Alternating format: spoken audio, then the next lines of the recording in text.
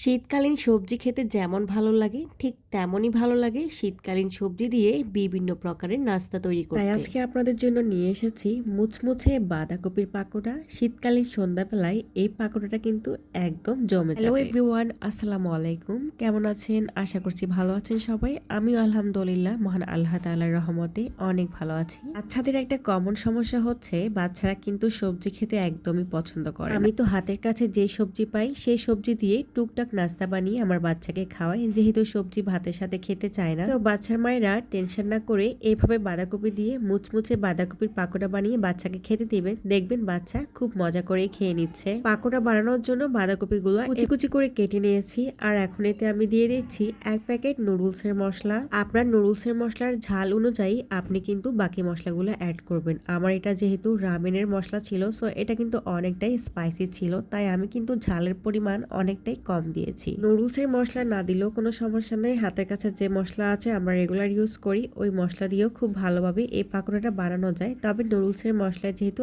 আলাদা একটা টেস্ট থাকে, তাই আমি যে কোনো পাকোড়া বানানোর ক্ষেত্রে এই মশলাটাই ব্যবহার করে থাকি। যেহেতু মশলাটা অনেক ঝাল, তাই আমি মাত্র একটা কাঁচামরিচ ব্যবহার করেছি, অল্প একটু পেঁয়াজ দিয়েছি, আর সাথে কিছু ময়দা দিয়ে দিলাম। আর এখন মুচমুচে করার জন্য একটু কর্নফ্লাওয়ার অ্যাড করে দিচ্ছি। যাই হোক, এবার আমি অল্প অল্প করে পানি অ্যাড করে দিব।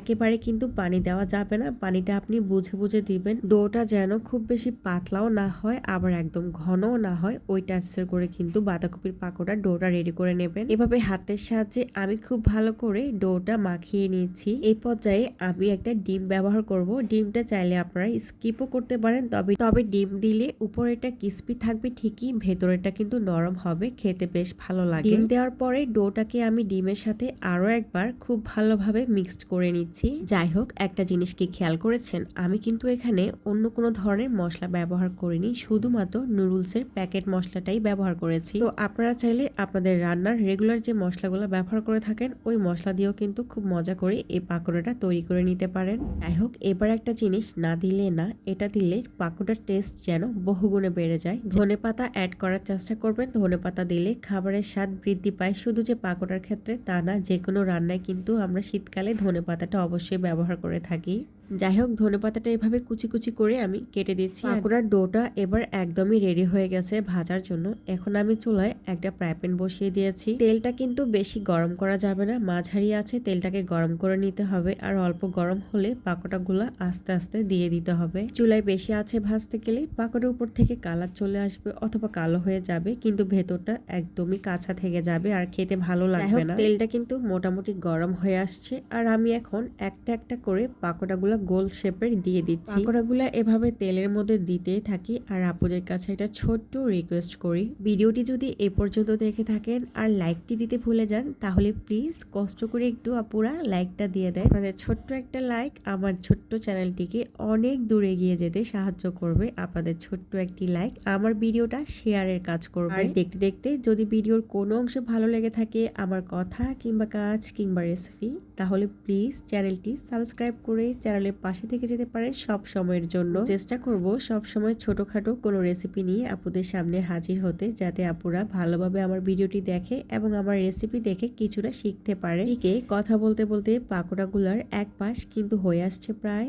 আমি কিন্তু এখন প্রতিটা পাকোড়ার অপর পাশটা উল্টিয়ে দিচ্ছি। একটু সময় নিয়ে পাকোড়াগুলো ভেজে নিলে খেতে কিন্তু বেশ মজা লাগে, মুচমুচে হয়, ক্রিস্পি হয়। আর যদি তাড়াতাড়ি করে ভাজতে যান তাহলে খেতে ভালো লাগবে না, নরম থাকবে ভেতরে আর উপর দিয়ে কিন্তু পুড়েও যাবে। যাই হোক, আমি কিন্তু অল্প আছে বেশ কিছুক্ষণ সময় নিয়ে পাকোড়াগুলো আস্তে আস্তে ভেজে নিচ্ছি, আপনারা দেখতে পাচ্ছেন।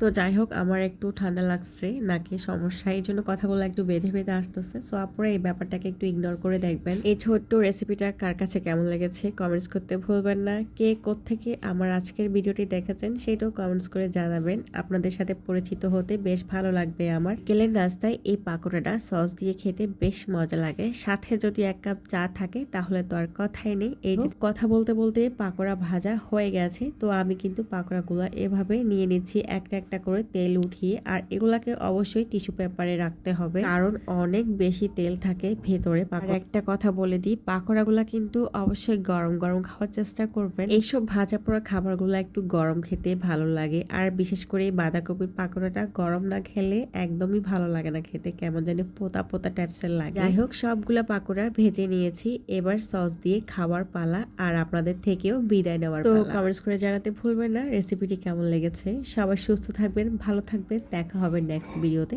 আজকের মতো বিদায়, আল্লাহ হাফেজ।